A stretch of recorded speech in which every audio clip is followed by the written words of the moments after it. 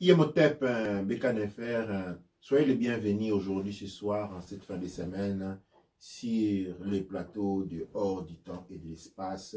Une rubrique d'Hyper MTOT qui lui s'aligne sur une définition, une étude, une recherche, une introspection dans les dynamiques autour de ce que nous appelons l'éveil ou les retours de la civilisation Kouch-Kamit-Congo. Aujourd'hui, nous allons parler de l'émergence des États-Unis d'Afrique.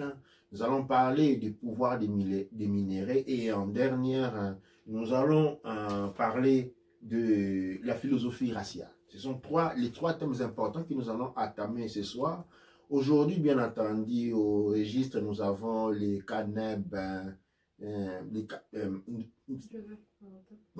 nous avons les CANEB GDF Rasekemouotep.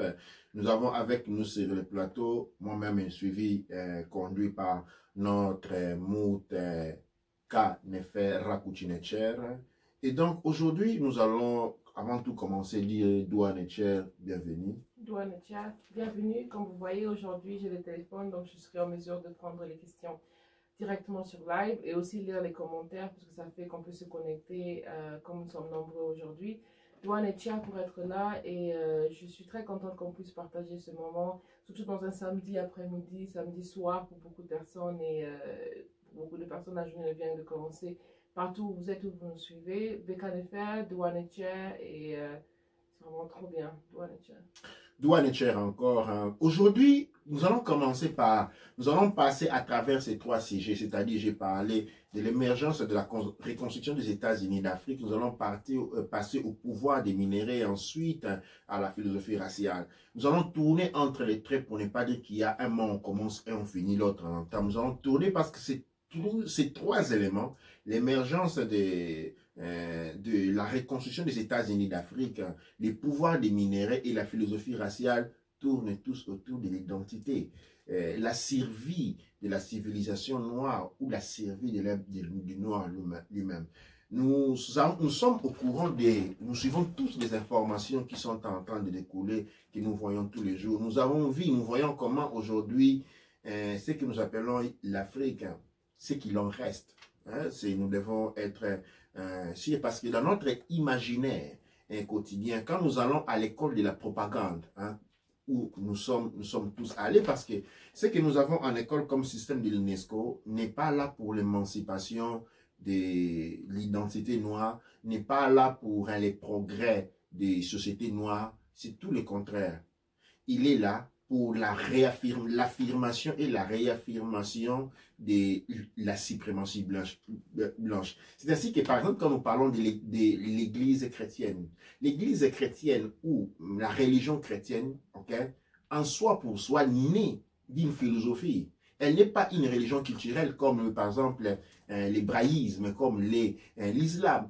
Le kémétisme, l'hindouisme, la religion, ce que nous appelons le christianisme, c'est une institution, une machine politique qui a été centrée, qui au fil des âges n'a eu qu'un seul objectif, placer la race blanche au-dessus de toutes les autres.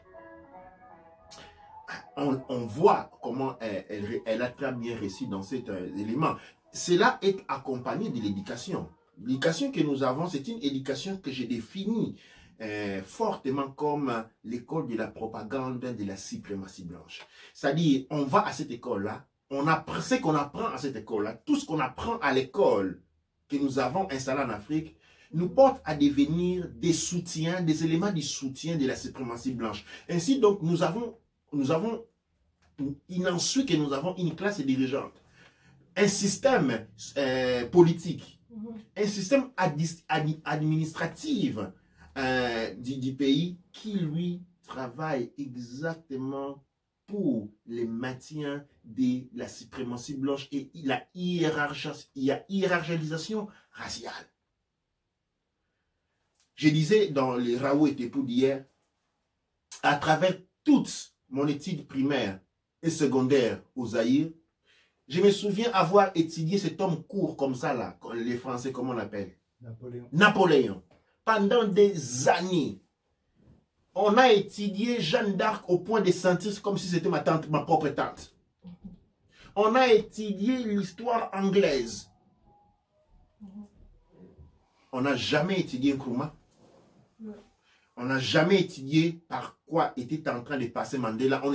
On savait qu'il y avait Mandela, je me souviens à l'époque. Mais on ne savait pas qu'est-ce qu'il faisait. On n'a jamais étudié Malcolm X. On n'a jamais étudié Marcus Garvey. Martin Luther King. On n'a jamais étudié Antonin Firmin.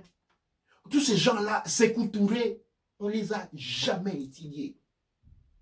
Et quand on finit, quand on sort de cette école, psychologiquement, comment on se sent? On se sent petit en tant que noir.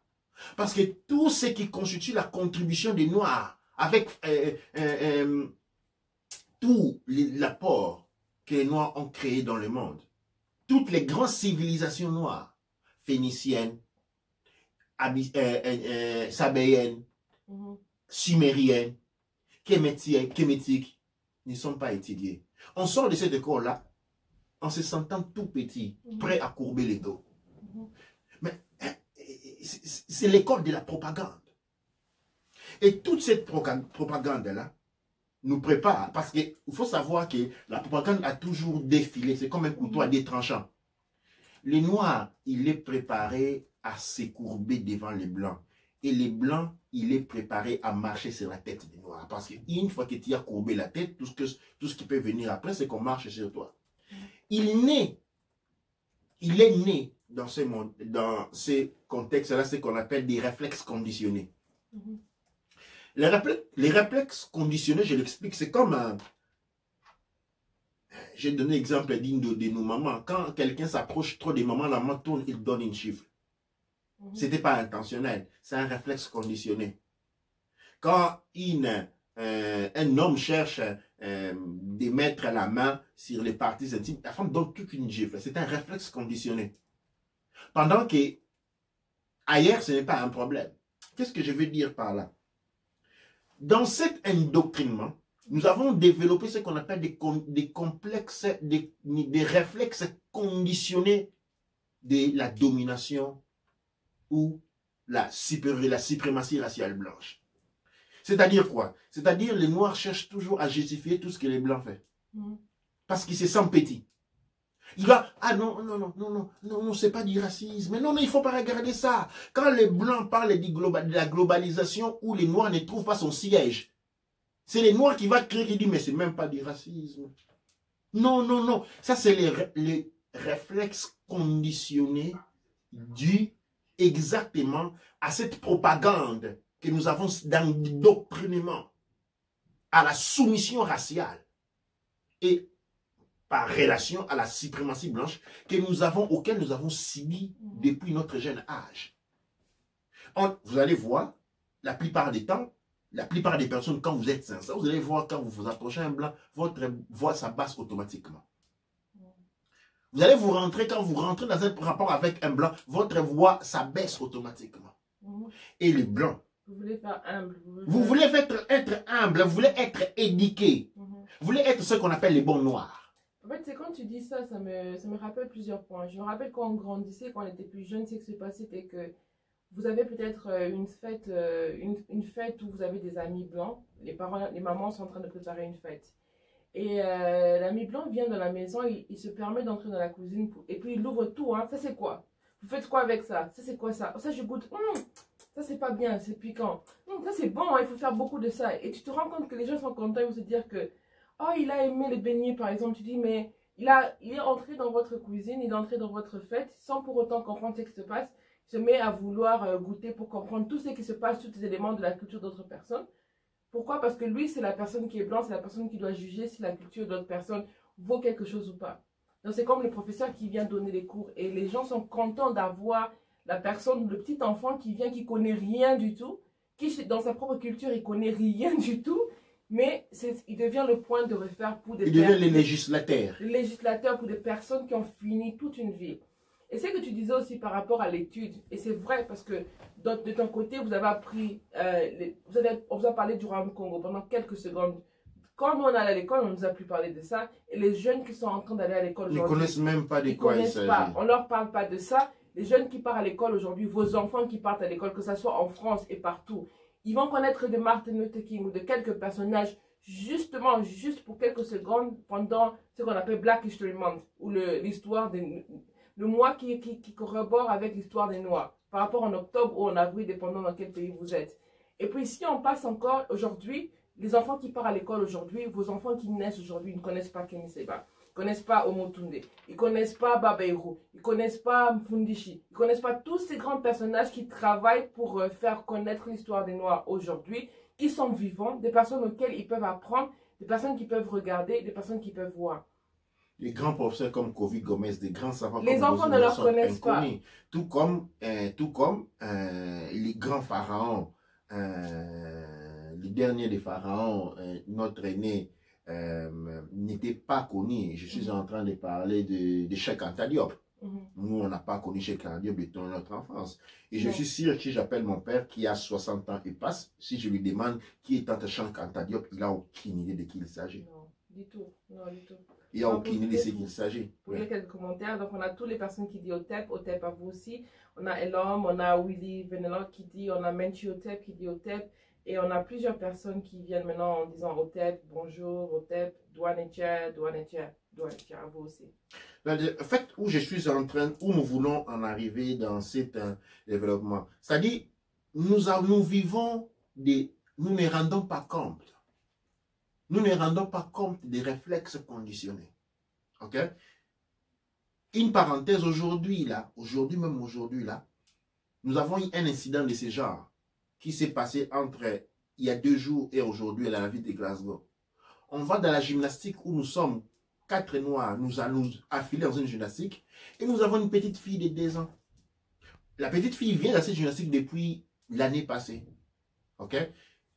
C'était quoi? Avant-hier, on se présente devant et il y a une dame qui vient, qui dit que l'enfant n'a pas le droit d'entrer, elle doit payer 6 livres selon le règlement du club. On dit, mais l'enfant est toujours venu ici, non, elle devait payer 6 livres. Elle dit, non, pour aujourd'hui, je vais vous laisser rentrer, supériorité blanche. Et à partir de la prochaine fois, vous devez payer. On rentre dans la piscine. Quand on sort, je viens lui demander à cette femme, mais pourquoi cet enfant qui est toujours rentré n'a jamais payé, pourquoi on doit payer? Qu'est-ce qui a changé? Il dit non, tous les enfants qui ont l'âge de 3 ans, à partir de 3 ans en plus, doivent payer 6. Je dis, ok, il faut écrire ça sur le papier. Elle m'écrit sur le papier. Nous rentrons, aujourd'hui, ce matin, nous rentrons à la gymnastique, nous trouvons la même personne. Je dis, cet enfant n'a pas 3 ans. Il dit, non, la dernière fois, David dit, non, ça c'est ce que j'ai dit, mais on peut vérifier que l'enfant a 3 ans. Non, elle a insisté pour qu'on paye, on a payé. Mais en fait, cela m'a révolté. Parce qu'au fait, qu'est-ce qui s'est passé? Cet enfant, avant d'être admis à cette gymnastique, elle a été enregistrée. Elle a été enregistrée, donc il y a une date de naissance dans le système. Mais la femme en question ne va pas chercher. Elle s'impose. Elle dit, l'enfant doit payer, doit payer. Je dis, l'enfant n'a pas 3 ans. Elle insiste sur le fait que non, vous aviez dit, mais on a dit hier, en fait. Qu'est-ce que je dénote dans cela? Bien, on a laissé passer l'incident et cela m'a fait réfléchir plus tard. Qu'est-ce qui se passe en réalité? Elle ne se serait jamais comportée de la sorte s'il s'agit l'un d'eux. Et là, je tombe directement dans la philosophie raciale. Elle ne se serait jamais comportée de la sorte. Elle n'a pas obéi au propre règlement qu'eux-mêmes ont dit. Parce que souvenez-vous que notre aîné Marcus Garvey, le tout premier président des États-Unis d'Afrique, et nous tournons sur les présidents des États-Unis, a dit quelque chose. Les Blancs ne respectent jamais la force de la loi. Ils respectent toujours, ils obéissent toujours aux droits des forces. C'est-à-dire là, la loi lui-même qu'ils ont établie n'était plus rédévable. N'était plus rédévable. De la même manière, quand avec George Palmer, ils ont saisi la loi pour que la France puisse libérer les terres des Igbo au Nigeria et les terres du Sénégal, parce qu'ils avaient violé une loi, Mais bien, les Français ont utilisé la force.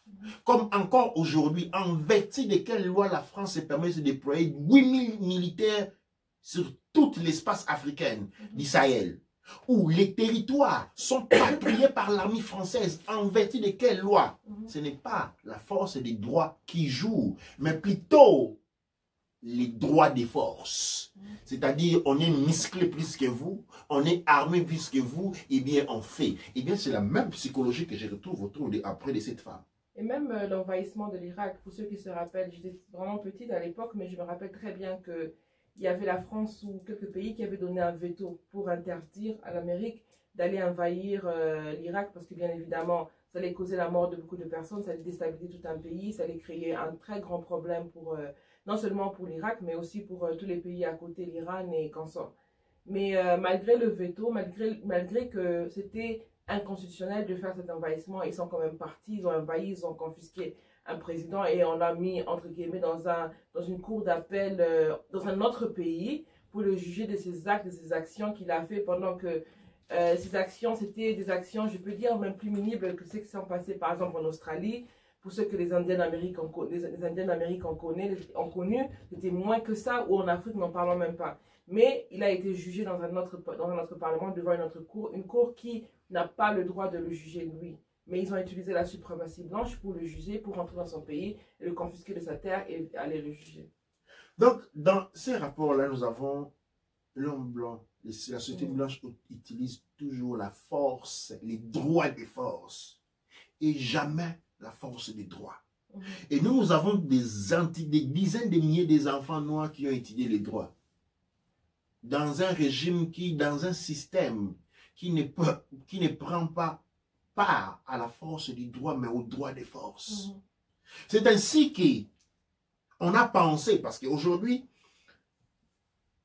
un des arguments avancés par certains noirs qui disent non, envoyons nos enfants étudier chez les Blancs en France, en Belgique, en Angleterre, comme ça ils n'auront pas plus peur des Blancs. Il n'y a pas plus, je ne voudrais pas dire ridicule, mais je veux dire, il n'y a pas plus à côté que d'un tel argument. Parce que ce qui te détermine qui détermine la force, ce n'est pas à côté de qui tu marches, c'est ce que ton histoire raconte. Et ces enfants, en Afrique ou en Europe, ils étudient les mêmes histoires. Pire encore, absolument. En Afrique au moins, ils ne sont pas insultés racialement. Il faut voir de près l'histoire des enfants blancs, noirs qui ont grandi en histoire, et qui ont grandi en Europe. Des vies difficiles, des discriminations dont les parents ne pouvaient comprendre, parce que les parents ont cru à l'histoire selon laquelle l'homme blanc est bon. Un système discriminatif dès l'école. Un système discriminatif depuis la crèche. Et quand vous regardez tous les livres des enfants, vous allez voir qu'il y avait un livre qui a roamé partout dans l'internet, c'était par rapport au fait que les images qui montraient, pour apprendre aux enfants comment on dit être content, être heureux, avoir gagné, se sentir bien, une très bonne journée. C'était tous des personnages qui étaient blancs. Maintenant, quand on parlait d'être triste, on avait un enfant noir. Dans la photo, et quand on parlait d'être sale, d'avoir tout ce qui était négatif, c'était un enfant noir. Donc l'enfant, en regardant ces photos, il a, entre guillemets, un enfant blanc qui est content, qui est heureux, et il a un enfant noir qui est triste, qui est sale, qui est toutes les choses négatives du monde. Et ça, c'est pour les tout petits enfants. Et vous voyez cet enfant qui a grandi en Europe. Et les parents aujourd'hui se lamentent que les enfants disent non, on n'est pas des Africains, on est des Européens. Mais c'est normal, ni devant cette situation-là. Cet enfant-là ne veut pas ressembler à quelque chose qui est faible, quelque chose qui est ridicule. C'est normal que ces enfants disent non, non, non, non. Si les enfants en Afrique n'ont que le choix d'être misérables, noirs et misérables, moi au moins en Europe, j'ai la possibilité de ne pas accepter cette misérabilité, du moins de mon point de vue. Absolument. Et donc, il accepte de devenir blanc. C'est mis dans une situation psychologique est fort déséquilibrée. Parce que c'est lui qui se sent blanc, parce que les blancs ne les prendra jamais pour un blanc. Il se retrouve. Maintenant, nous avons créé à ce moment-là une génération de traîtres, des gens qui seront capables de faire tout pourvu d'être acceptés parmi les blancs. Trahir leur propre mère pourvu d'être acceptés, d'être pour un seul jour admis dans la salle où les blancs sont assis. Juste pour ça, il va sacrifier père, mère, tante, or et tout ce qu'il faut. C'est ce que nous avons créé. C'est cette faiblesse que nous avons caractérisée. Et nous devons être conscients, la génération de nos parents doivent réaliser d'avoir fait les plus mauvais travail jamais fait par les générations. Les plus grands mauvais travail jamais réalisé. L'acte de traîtrerie la plus grande. Tomber dans un piège qu'ils ont continué à cirer pour que leurs propres enfants finissent de tomber. Eh bien, nous nous trouvons devant cette situation-là. Je retourne sur les conseils j'étais allé voir un ami dans un coiffeur, où on m'a posé la question, mais Baba, qu'est-ce que pensez-vous par rapport au virus du corona? Va-t-elle arriver en Afrique? J'ai dit oui, parce que qui va défendre? Qui va défendre? La Chine, tous les États que nous connaissons, ont des armées qui les défendent. En Afrique, on n'a aucune armée qu'on défende. Les gens qu'on a, ceux qu'on appelle des armées, sont là pour défendre les représentants de la suprématie blanche. Absolument. Et dès que ces gens-là se retrouvent, dès que vous laissez l'armée tout seul avec le peuple, ils les massacrent. Aujourd'hui, en Europe, quand il y a quelque chose qui se passe, leur armée à côté, ils se sentent à l'aise. En Afrique, pourquoi? Parce que c'est leur armée qui est là pour les défendre. Jusqu'à maintenant, parce qu'en France, ce n'est plus le cas. En France, ce n'est plus le cas. Non. En Angleterre, ça encore. En France, ce n'est plus le cas. Il y a une séparation là. Mais en Afrique, l'armée n'a jamais été là pour défendre les peuples. Les armées, il n'y a pas une armée populaire. C'était une armée qui a commencé dans le sens d'être une armée coloniale. C'était une armée coloniale qui n'a jamais changé de mentalité, qui n'a jamais changé de psychologie, et elle est comme ça partie. Je vais lire quelques commentaires, surtout par rapport à quand on parlait de l'éducation. Il y avait un commentaire de Kapinga qui dit véridique, et il y a Willy qui dit c'est une vérité des camps qui excellent et qui sont minimisés. Au TEP, Douane et ça c'est vraiment vrai. Et c'est vraiment une vérité par rapport à quand on parlait de l'éducation.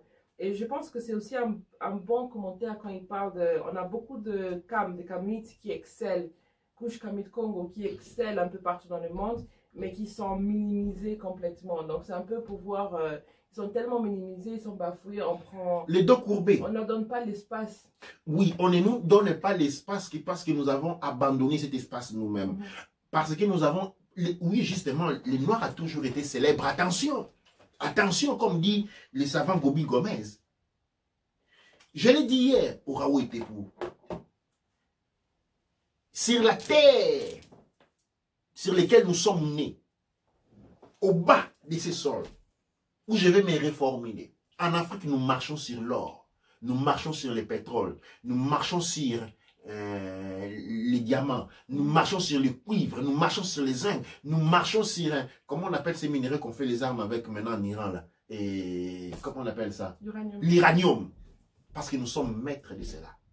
Mais si l'uranium vaut des millions, nous valons comment? Et nous savons que tous ces minéraux sont présents dans notre corps.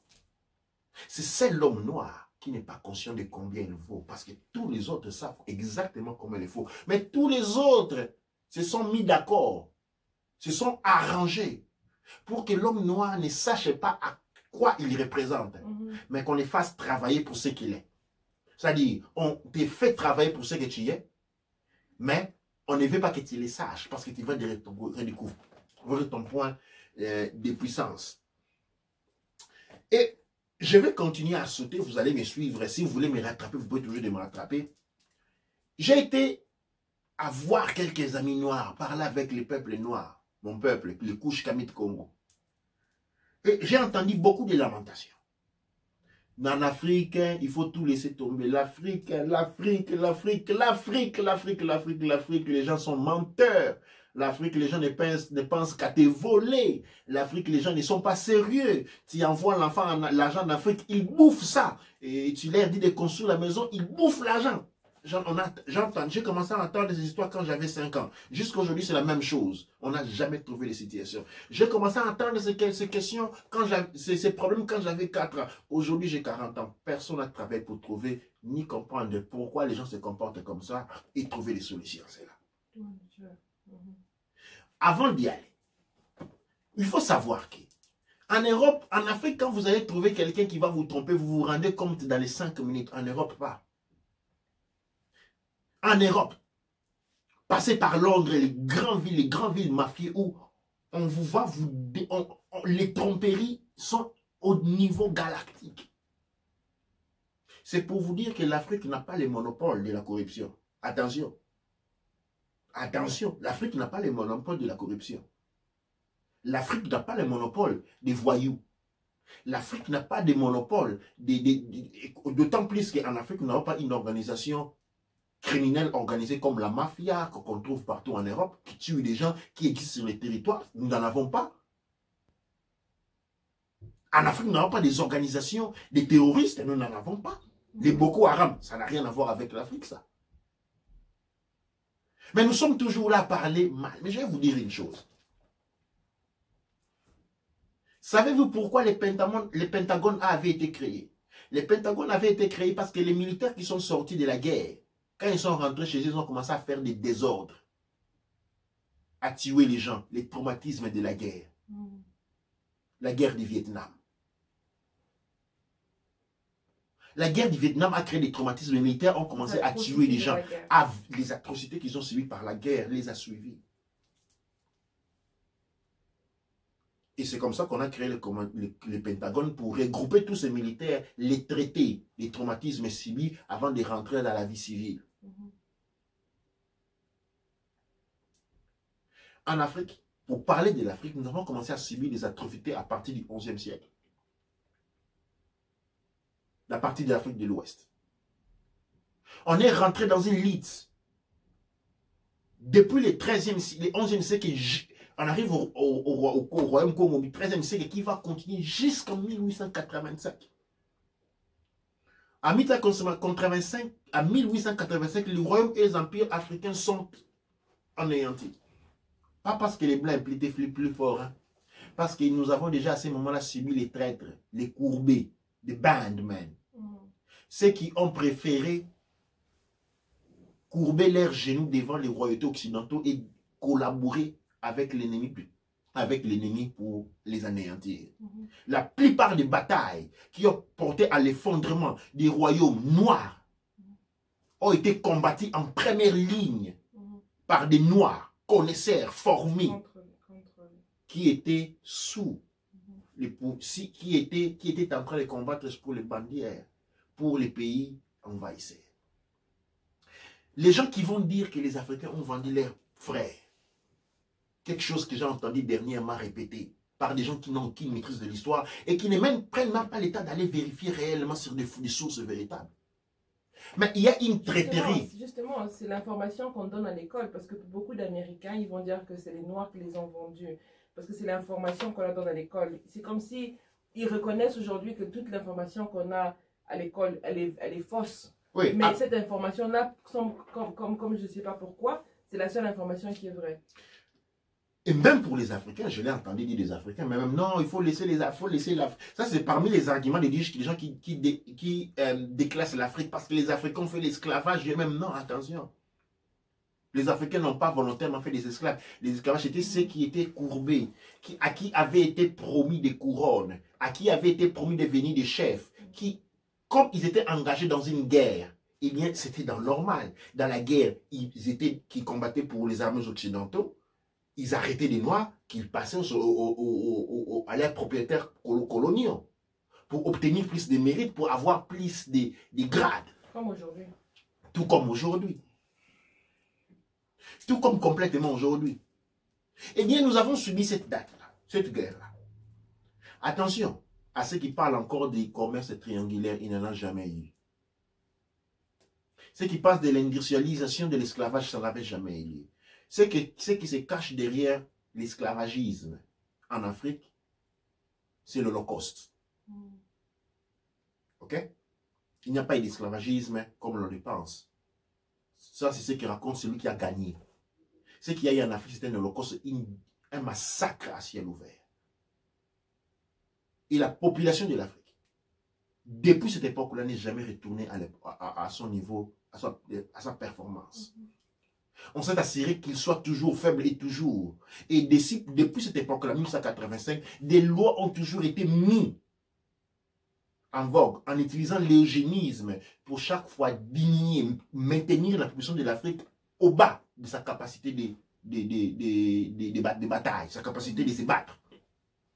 Il faut maintenir la population africaine au bas. On a introduit des lois, on a introduit les préservatifs, on a introduit les régulations familiales dont tout le monde a beaucoup d'esprit. On a aussi introduit ce qu'on appelle les familles qui, par exemple, qui jugent les relations des jeunes. Oui. Les familles qui jugent les filles qui sont enceintes, les tapent. En Afrique, c'est le seul continent où le peuple africain, c'est le seul peuple aujourd'hui qui tabasse une femme enceinte parce qu'elle n'est pas mariée. Ouais. Une femme enceinte, surtout une jeune fille enceinte, parce qu'elle n'est pas mariée. C'est normal. C'est normal que quand tu es enceinte et que tu ne veux pas dire c'est qui le père, on peut te tabasser à mort dans beaucoup de pays, dans beaucoup de religions, dans beaucoup de cultures.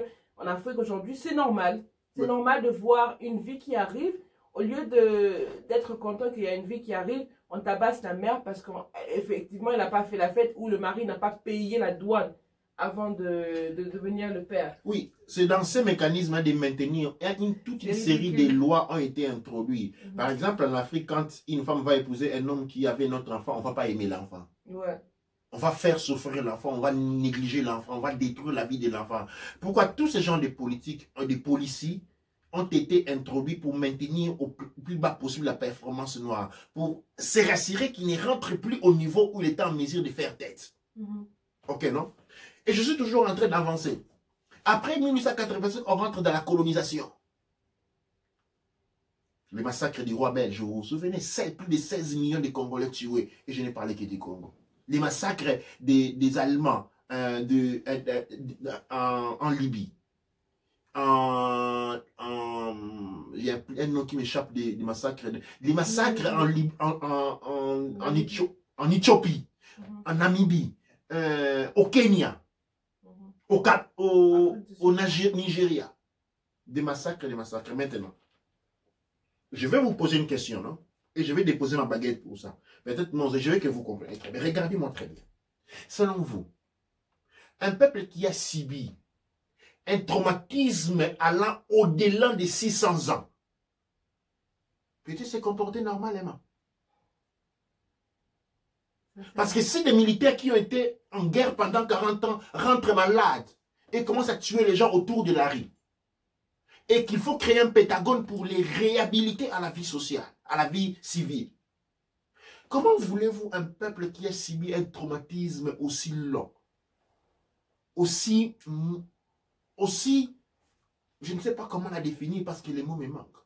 Et voilà, aujourd'hui, on se lève, on dit, ah, en Afrique, les gens mentent. En Afrique, les gens ne sont pas sérieux. Mais comment voulez-vous qu'un peuple qui a subi un traumatisme de ce genre, pour lequel rien n'a jamais été fait pour réparer? Après les colonisations, ce n'est pas qu'on a créé des centres, ce n'est pas qu'on a développé les psychologues. Aux États-Unis, oui, dans le groupe, dans les peuples, parmi les peuples noirs. Après tout ce qui a été subi, on a vu qu'il y avait beaucoup de violences sexuelles, des hommes âgés, c'est des petites filles. On a essayé de penser, on a compris, non, c'était pas la réalité. On a maintenant appuyé pour beaucoup des enfants à étudier la psychologie. Et ces enfants ont ces médecins ont commencé. Il y a des centres psychologiques d'assistance aux personnes traumatisées, qui ont subi les traumatismes, qui portent avec eux les traumatismes de l'esclavage américain. En Afrique, les États-Unis ont commencé à combattre l'esclavagisme en 1800. En 1800, il y avait déjà des gens, des grands noms, qui avait été en train de combattre l'esclavagisme partout dans les Amériques. Oh, c'est ce moment-là que l'Afrique a commencé à arrêter de se combattre. Ah, en ce moment-là, nous étions encore en train de prendre les feuilles du matin et du soir. On a arrêté de prendre les feuilles du noir, du feuillet du matin et du soir, en 1960. Ok, non? Après, nous avons eu les répressions militaires françaises qui ne voulaient pas abandonner les colonies, malgré cette impasse qu'ils avaient créée. Maintenant, on a les traumatismes qui est beaucoup plus important que celui des Américains, nous n'avons été jamais traités. Alors aujourd'hui, quand quelqu'un me dit les Africains sont pas sérieux, je dis non, c'est toi qui es très malade. L'ignorance ne t'a pas suffi, tu es aussi malade. Tu as de l'ignorance des faits et de l'ignorance par corporation. Parce que nous ne devons pas nous soucier des actions, de comment se comporte. Mais c'est normal quand quelqu'un est malade. C'est-à-dire quelqu'un qui a pété les plombs, comme l'on dit en français. Tu lui dis, prends 5 10 euros, on va acheter les arachides. Qu'est-ce que tu penses qui va se passer?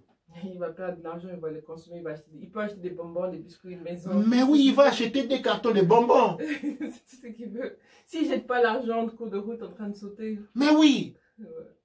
Comment pensez-vous quelqu'un qui est malade dans la tête? Vous allez donner 1000 $ pour aller vous acheter 10 sacs de ciment. Ouais. Il n'y a pas de... Mais c'est ce qu'il va faire. Il va aller boire la boisson et danser dans un bar. Exactement ce que les gens font. Ouais. Du moment où tu leur donnes de l'argent qui arrive au montant pour faire l'ambiance, directement ils partent s'amuser. Parce que l'ambiance, il y a aussi le jeu avec le jeu. Jouer, on aime beaucoup jouer. Il faut essayer d'imaginer un peu pour un enfant. Un petit enfant, c'est une personne qui joue. Mais en anglais, quand on prend la parole joue, ça veut dire faire un play. L'enfant ne joue pas. L'enfant, il est en train d'essayer de maîtriser le monde adulte. Donc, il répète des actions qu'il voit les adultes faire de manière, on peut dire, comme un enfant. Donc, ça a l'air d'être un jeu. Donc, tu vas voir les petites filles, elles vont commencer soit à cuisiner, à faire l'aspirateur ou à organiser leurs jouets comme la maman organise tout ce qu'elle doit faire pour cuisiner ou encore tout ce que la maman fait, ils vont essayer de m'imiter ça. Et les garçons, de même, ils vont vouloir être, par exemple, avoir des jouets de mécaniciens pour m'imiter tout ce monde de mécaniciens, utiliser ça pour apprendre. Et c'est au fur et à mesure que l'enfant joue. Et en Amérique, ils ont introduit des jeux de guerre. Les jeux de guerre étaient introduits pour préparer les enfants, dès qu'ils ont 17-18 ans, à être prêts pour aller à la guerre et combattre pour l'Amérique, pour le pays, pour aller mourir à la guerre. Et c'est comme ça qu'il y a la différence. Maintenant, les personnes qui continuent à jouer après qu'on passe l'âge enfant, on arrive à des adultes, sont des personnes qui displacent leur attention. Leur attention n'est plus sur la réalité qu'ils sont aujourd'hui. Maintenant, ils sont dans un monde de distraction. Les jeux pour un adulte, c'est une distraction. Dans le sens où j'ai mille et une choses à faire aujourd'hui, je ne vais pas le regarder, mais je préfère me lancer dans ce jeu, je préfère me lancer, envoyer mon attention ailleurs. Et c'est comme ça qu'une personne qui a subi des traumas dont il ne se rappelle pas, dès qu'on lui donne un peu d'argent, il oublie qu'il devait normalement continuer sa vie en tant qu'adulte. Il va prendre cet argent, il va aller dans une boîte, il va aller dans un restaurant, il va aller ailleurs, il va aller s'amuser. Parce qu'il va aller danser, il va aller être ivre. Parce que quand on est ivre, c'est un peu comme si on a l'attention de l'enfant. Parce qu'imaginez un enfant qui imite un adulte. Il imite un peu mal. Donc, il doit être ivre pour se déplacer son attention et devenir un enfant et jouer. Et c'est à ce moment-là que la bière, la musique et tout devient une distraction pour le peuple kamitique. Pourquoi? Parce que avec tous les traumas qu'on a subis, qu'on se rappelle, qu'on ne se rappelle pas, effectivement, dès qu'on a des moyens, dès qu'on a la possibilité de faire quelque chose, on entre dans la distraction. Douane et Cher. Je vais lire quelques commentaires aussi, parce que j'ai vu plusieurs commentaires. Il y avait un commentaire de soldat de Jack qui dit « Celui qui a peur de lutter aura peur de vivre, parce que la vie elle-même était un combat. » Douane et Cher. Et donc, je salue Soso Akin et Stéphanie qui nous ont rejoints aussi. Douane et Cher pour tout. Et il y a Matondo Mingi de Yem qui dit, et il y a Willy qui dit, c'est encore la vérité. Douane et Cher, Douane Amonra. Douane et Cher, mes frères. Donc, quand nous avons, pour ceux qui ont envoyé de l'argent en Afrique pensant que les gens allaient construire pour lui la maison, il a mal fait ses calculs. Et encore une fois, ces actions ont échoué parce que c'était des actions égoïstes. Des actions égoïstes naissant typiquement de la mentalité chrétienne. La chrétienté ne conçoit pas la communauté, mais conçoit une conception communautaire en caste. On veut régner au-dessus, on veut être mieux que les autres. Parce que si on avait pensé à la communauté, avant d'aller se construire des maisons, envoyer de l'argent pour se construire des maisons pour soi. Il y a des gens qui sont là, toi tu vas envoyer de l'argent pour construire la maison, là, une grande villa pour toi. Pourquoi quand tu vas rentrer, tu vas faire les colons. Et qui ont construit la maison, qui n'ont pas cette maison-là, ils vont te regarder comme les seigneurs colons. Une reproduction du XVIe siècle européen. Parce qu'on n'a pas pensé communautairement. On devait guérir les gens. Parce qu'on n'a pas, quelqu'un me dit oui, je ne savais pas, c'est parce qu'on a été éduqué à la suprématie blanche. Nous sommes allés à l'école de la suprématie blanche. C'est pourquoi nous avons subi ces conséquences. L'égoïsme christique était devenir notre identité. Parce que le christianisme en soi n'est qu'un business. Un business axé sur la domination raciale. Ceci dit, parlons des États-Unis d'Afrique. Nous avons parlé de Marcus Garvey. Je vous invite vivement à étudier Marcus Garvey, à étudier Anténa Firmin, à étudier Georges Padmore. Il y a des grands acteurs depuis le 1800, du 18e siècle, des grands intellectuels, des très grands intellectuels qui ont contribué à ce que nous sommes aujourd'hui, qui ont formé notre intellect. J'ai peut-être été sur les rangs, sur les bancs de l'école coloniale, mais mon intellect ne repose pas sur les informations qui m'ont été données sur les bancs de l'école coloniale. Mon intellect repose sur les recherches, le travail, la contribution faite par nos aînés noirs qui se sont distingués au fil des temps, depuis le 18e siècle et même encore avant cela, en rentrant dans les temps d'Égypte antique. Quand l'Occident s'élève, il parle des royaumes. On dit les rois des Belges. Les rois des Belges, au 12e siècle, ils étaient où les rois des Belges? Au 11e siècle. Quand nous avons tout en Camon, quand nous avons la Phénicie, Chimère, les grands, à cette époque-là, nous pouvons retracer. Nous passons par Menchou-Hotep. À l'époque des Menchou-Hotep, en Occident, où y avait-il des royaumes? Parce que l'Occident descend tout droit des montagnes de Caucasie. Entre l'Europe et le Caucasie, combien de royaumes avez-vous entendu étudier dans l'histoire? Zéro. Combien de ruines vous retrouvez? Combien de ruines retrouve-t-on entre l'Europe et les montagnes de Caucasie de la Russie? Rien. Cependant, toutes les civilisations qui sont précédées, la Phénicie, ok, Babylone, Sabéenne, Sumérienne, Akkadienne, Sumérienne, toutes ces civilisations sont des civilisations noires. Et donc, quand on me pose la question de savoir au nom de qui je suis en train de parler, je dis il faut savoir qui l'on est. C'est le plus grand problème noir aujourd'hui. On ne sait pas qui on est. Quelqu'un m'a posé la question de savoir Moïse, Abraham, Josué, Isaac. Étaient-ils des noms vrais? Des noms vrais, écoute. Et je parle à tous ces gens qui suivent la Bible, qui parlent d'Isaac, Moïse et Abraham. Encore en 2020. Alors, quand je dis tout en Camon, quand je dis Menchou-Hotep, je ne suis pas en train de parler les Lingala, les Kikongo, je suis en train de parler les Médou-Netcher. Telle était la langue de l'époque. Ok? Et je donne des noms à ces langues-là. Maintenant, vous, aimants de la Bible, dites-moi, venez me dire, écrivez-moi. Si à cette époque de la Bible, on parlait quelle langue? Les Cimmériens. C'était quoi? La langue qu'on dit de Jésus? L'araméen. Et pourquoi on n'a pas mis son nom dans la Bible en araméen? Parce que Jésus, c'est du grec. Abraham, David, tous ces noms qu'on dit, ce sont des noms grecs. Abraham, Moïse, Josué, ce sont des noms grecs qui, à cette époque-là, n'existaient pas. On ne peut pas avoir quelqu'un à cette époque-là. Même le judaïsme refuse tout ça. Même le judaïsme refuse cela. Alors, comment s'appelait Moïse dans la langue sumérienne? Dans la langue, comment on dit? Araméenne. Josué. David. Comment s'appelait-il? Vous allez voir qu'il n'y a pas de nom pour eux dans ces langues-là. Il n'y a pas de nom pour eux dans ces langues-là. Tout simplement parce que ce sont des personnages qui ont été créés par les Grecs. L'histoire, il n'y a pas de ces personnages. Ils n'ont jamais existé historiquement. Parce que s'ils avaient existé, ils auraient des noms.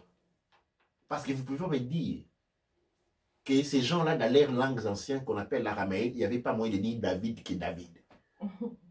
Ou Abraham pour Abraham. Ou Adam, ou Ève, tous ces noms dont on parle, il n'y a pas. Il n'y avait pas. Mais attention, quand on dit Adam, je la trouve dans la langue sumérienne. La langue acadienne sumérienne, il y a signification. Ça vient d'une langue noire.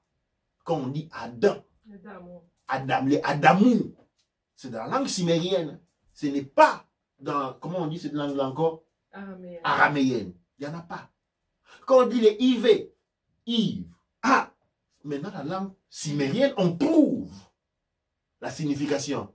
Mais quand on va dans la langue qu'on dit, comment on dit encore? Araméenne. On ne trouve pas de signification. Ça n'existait pas. C'est la réponse que je donne. Fausseté de fausseté. Et donc, commençons à aller vers la descente de la fin de cette émission. tu me permets, je vais lire les commentaires Oui. rapidement. Donc, il y a Béni de Dieu qui dit Imhotep, j'aimerais que vous m'expliquiez, nos ancêtres, les Égyptiens anciens, ont disparu. Je pense qu'il veut dire ont disparu comment. Première question. Il y a Rodney Belizaïr qui dit Hotep. Et puis il y a Stéphanie Tanon qui dit je trouve que on sort bien malgré tout et fort et grâce à la mélanine. Oui, on s'en sort bien grâce à la mélanine. Oui, c'est la traîtrise qui nous a perdus. Vraiment, non, c'est trop. Trop à la traîtrise. Douane et Cher. Douane, je vais tout de suite répondre à mon frère. Hotep Wilson. En première chose, hein, Hotep pour toutes les questions, les commentaires, à mécène et mécénètes. Et où sont partis nos ancêtres, les anciens Égyptiens? D'abord, en premier thème, les mots Égypte étaient les noms d'une ville mal prononcée au nord de Kemet. Eptaous. Epta. Que les Grecs n'arrivaient pas à bien prononcer. La ville d'Epta. Epta. Ils appelaient Égyptus. Égyptus, c'est évolué en Égypte. C'est-à-dire nos ancêtres n'étaient pas des Égyptiens. Oui, il y avait les Noirs qui vivaient dans la ville d'Epta. Mais ce n'était pas la situation de tout le monde. C'était les Kemets. Première rectification. Deuxième rectification, comment tu peux poser la question, comment pouvons-nous nous poser où sont partis nos ancêtres les Égyptiens? Nous sommes leurs descendants. Ils ne peuvent pas être en vie aujourd'hui. Ou je me trompe? C'est comme si je dis, c'est comme si je disais où est Nzingankouvu. Il y a des, la question légitime serait où sont passés les descendants de Nzingankouvu, la famille directe. Ça, je peux poser la question. Où est passée la descendance directe de Shaka Zulu? Où est passée la descendance directe des Ménéliques? Où est passée la descendance directe de Soumanguru Kanté, de Sundiata Keïta? Ça, je peux poser légitimement. Mais je ne vais pas poser la question où est passée la descendance des Siméens, des Acadiens, des Phéniciens, des Sabéens. Voilà. Nous sommes là, moi et toi. Nous tous là. Mais je comprends aussi d'où vient cette question-là. La question vient que quand on regarde en télévision, quand on fait voir l'Égypte, le territoire qu'on appelle l'Égypte, on ne fait voir que des Blancs.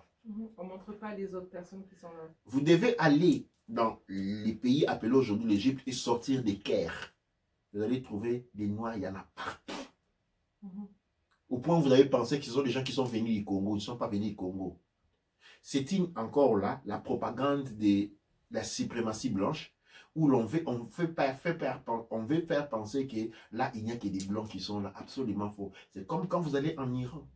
Vous trouvez beaucoup de Noirs que vous ne verrez jamais à la télévision. Au point où dans notre tête, nous pensons qu'en fait, ce sont les territoires blancs. Non, absolument pas. Mais c'est la même chose avec l'Australie. Quand on voit l'Australie, la même chose, exactement. Est-ce que vous voyez les aborigènes d'Australie? Vous ne les voyez pas. Absolument. Ils sont en vie. En Amérique, est-ce que vous voyez les Indiens américains? À chaque fois que vous regardez vos films américains, vous ne les voyez quasiment pas. Absolument. Et même en Angleterre aussi, il y a eu un film qui a été tourné à Londres. C'était, je pense, Bridget Jones' Diary. Donc c'est un film vraiment très fameux que beaucoup de personnes ont écouté. Ça a été tourné vis-à-vis de... Il y a une avenue très populaire en Angleterre.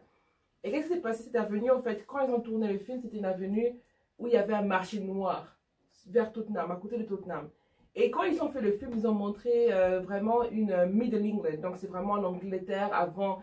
Donc, sans l'Angleterre, sans toutes les autres personnes, donc il n'y avait pas d'Indiens, il n'y avait pas de Noirs, il n'y avait pratiquement pas de culture, il y avait que les Anglais de souche, entre guillemets. Et alors, qu'est-ce qui s'est passé? C'est que après avoir tourné ce film, 20 ans plus tard, quand vous allez là-bas, vous allez trouver que effectivement ça a été acheté parce qu'ils ont donné une image de à quoi ils voulaient que ça ressemble cette avenue. Eh bien, ils ont chassé toutes les personnes qui étaient là pour réacheter l'avenue. Il y a beaucoup de personnes qui sont senties dehors. Aujourd'hui, à Greenfield, il y a eu des personnes qui sont mortes il n'y a pas longtemps, l'année passée ou il y a quelques années. Et pourquoi? Parce que effectivement, cette zone devait devenir une zone très riche. Et donc, on a brûlé un building et les gens sont morts. Et quand le building il est en feu, qu'est-ce qu'on appelle la police? Les gens appellent la police. N'oubliez pas, ce building était majoritairement des Noirs, il y avait des Asiatiques, il y avait beaucoup de personnes qui habitaient là-bas et beaucoup de personnes aussi qui étaient pauvres.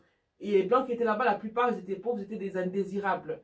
Et quand le building il a pris feu, on a appelé, c'était un grand building, on a appelé la police, on a appelé les pompiers à plusieurs fois. Pendant plus de 2 heures, les pompiers et les polices disaient aux gens de rester à la maison, rester fermés, fermer les portes et de ne rien faire.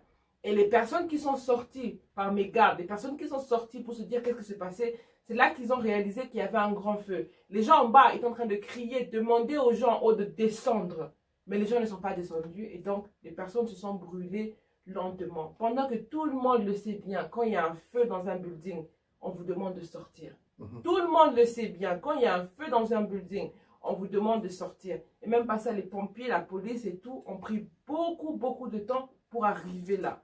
Et donc, quand vous regardez les films américains, regardez les avenues, allez sur Google et demandez aux gens qui habitent là-bas, ils vont vous dire que c'est pas la même chose. Ça cache une vraie vérité. Partout là où vous partez, les films indiens, vous allez regarder les films, et même aujourd'hui dans l'Inde, ils ont un très grand problème et ils sont en train de se battre dessus, c'est parce que dans tous les films que vous allez voir, on pousse l'agenda blanche. Donc toutes les personnes qui sont là-bas sont très claires, à peau claire, elles sont vraiment plus ou moins avec des... Ils ressemblent de plus en plus comme les locodermes, pendant que la majorité de l'Inde ou du Pakistan, c'est pas ça. C'est pas ça la réalité. Mais on vous montre une idée fausse. Et donc les personnes, quand ils voient, ils pensent que c'est ça qui est la réalité, mais c'est pas ça la réalité. C'est pas ça la vérité. C'est pas ça qui est vrai. Le problème, c'est qu'on est habitué à regarder la télévision. Qu'est-ce que veut dire la télévision? Ça veut, en anglais, télévision, ça veut dire tell lie to your vision. Donc, il faut dire un mensonge à votre vision. À vos yeux. À vos yeux. Donc, à chaque fois que vous regardez la télévision, ça vous donne un mensonge. Dans l'anglais, on n'a jamais menti. À quoi ça sert la télévision? C'est pour vous donner des mensonges dans votre vision. Donc, à chaque fois que vous regardez des programmes de télévision, à chaque fois qu'on vous parle de la Bible devant la télévision, on ne vous dit jamais, par exemple, que le judaïsme refuse presque toutes les allégations qui sont dans la Bible. Ils refusent ça, c'est pas pour eux. Ils refusent complètement cette histoire. Apparemment, la Bible c'est là où on a pris l'histoire du peuple juif, mais c'est pas ça. Ils refusent, ils veulent pas de ça, ils disent que c'est pas vrai, c'est pas leur histoire. Ils refusent ça en tant qu'histoire. Mais pourquoi le peuple noir prend ça comme leur histoire? Oui. Comme point de référence. Pourquoi on prend ça comme un point de référence pendant que tous les peuples refusent de ça? Je pense que le traumatisme est allé juste au niveau de l'estomac. Et quand le traumatisme dépasse, ça arrive dans la folie. Ouais. Quand on est trop traumatisé, en fait, on devient fou. Et les fous commencent à penser que l'arbre, c'est son grand-père. Ouais. Tu vois?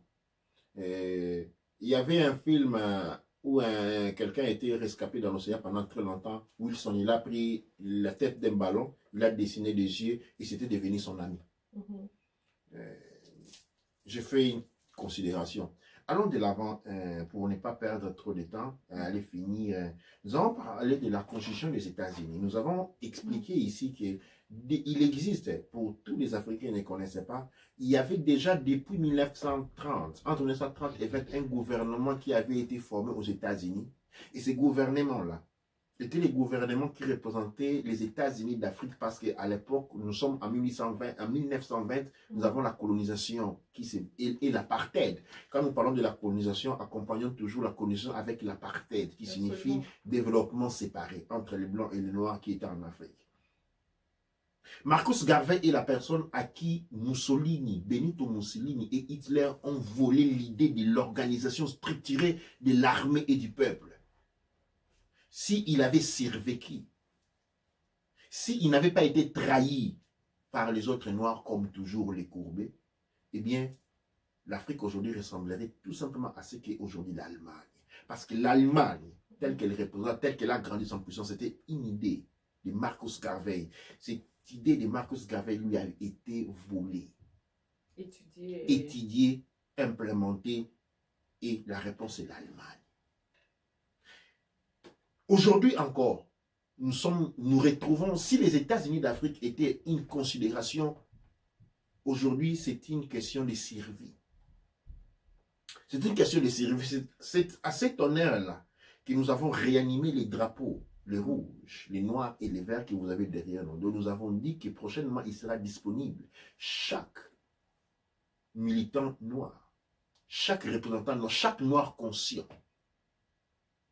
ce qui comprend l'ampleur de la situation dans laquelle nous nous trouvons, doit se doter de ces drapeaux-là. Ce drapeau-là sera accompagné des cristaux comme celui-ci.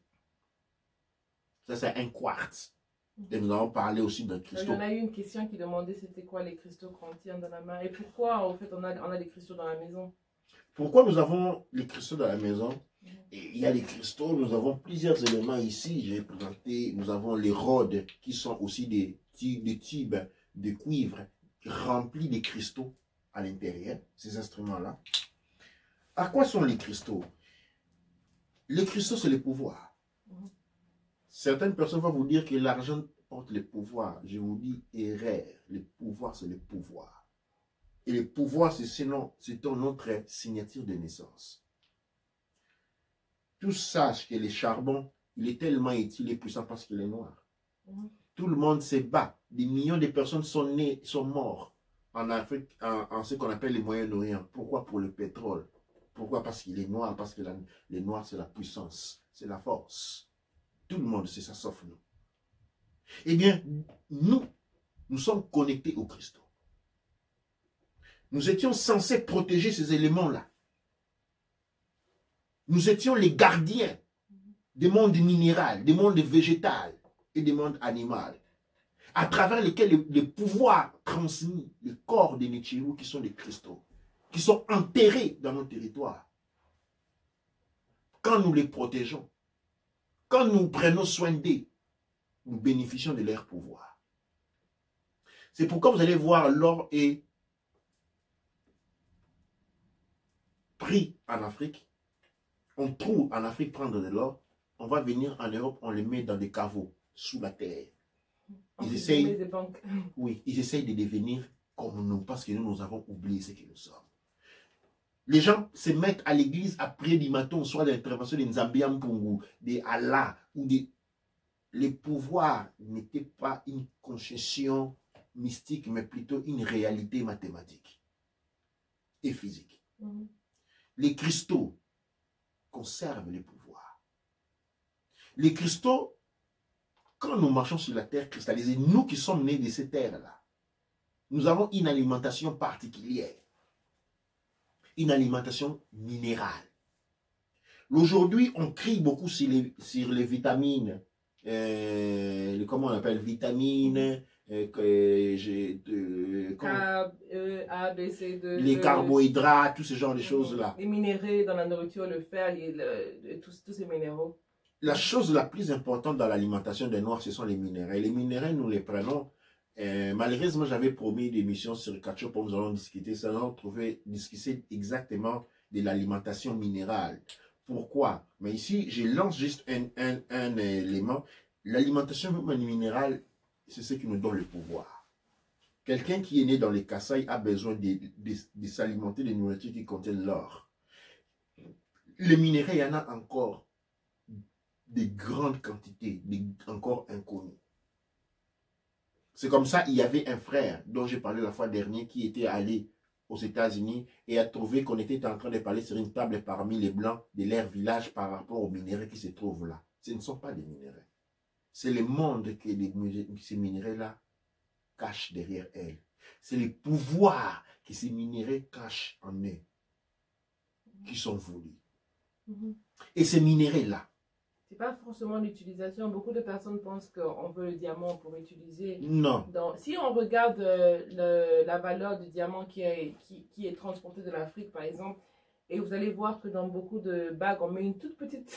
une toute petite qualité. Une toute petite pierre. Vous allez vous demander, mais d'où va toutes ces pierres, d'où va tout ce diamant qui est pris, tous ces enfants qui meurent pour ce diamant et tout. Parce que vous allez voir d'abord... Il y a le sang des enfants qui meurent, il y a le sang des personnes qui partent récupérer ces minéraux qui meurent dans les premiers sacrifices.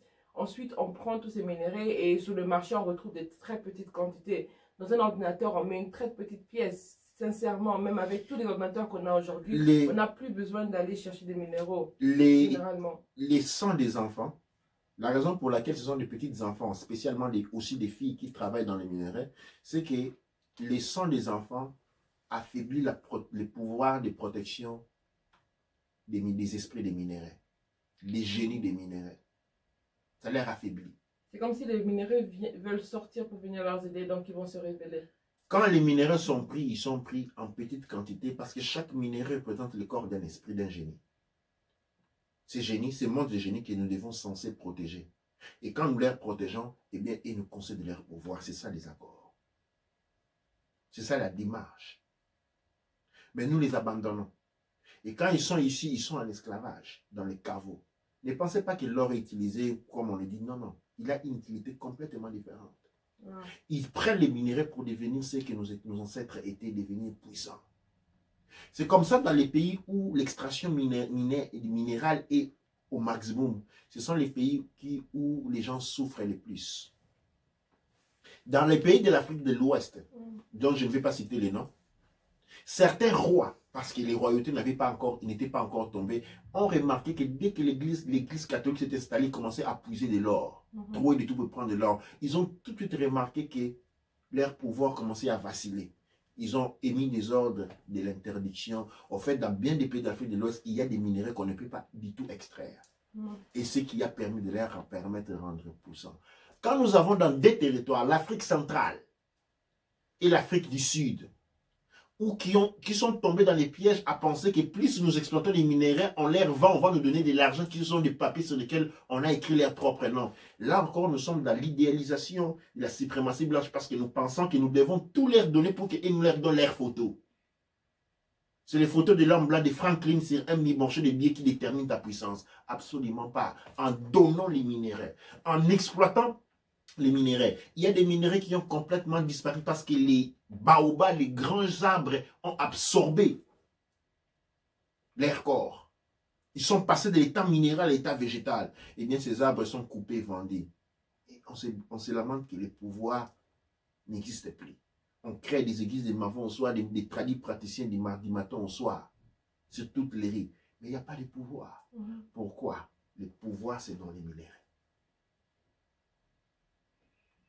Les pouvoirs dans les minéraux, c'est comme ça que dans les drapeaux des Sémataroui, les rouges, les noirs et les verts, à chaque paquet sera associé un minerai qui lui donne son pouvoir de l'action, qui sont dans le pouvoir de l'être. Et ceci va tout droit vers la philosophie raciale, en termes de conclusion, parce que nous avons déjà pris assez de temps. Quand notre mout a parlé d'un building noir qui a brûlé, quand vous allez parler, la plupart des Noirs, vous leur dites que c'était un acte délibéré pour éliminer les Noirs.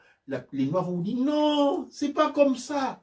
Parce qu'on se sent toujours, appelé à défendre les Blancs que nous avons absorbés par programmation scolaire depuis les plus petits. Seuls ceux qui étaient présents, qui ont subi, qui ont vu ce qui s'est passé, savent exactement ce qui s'est passé.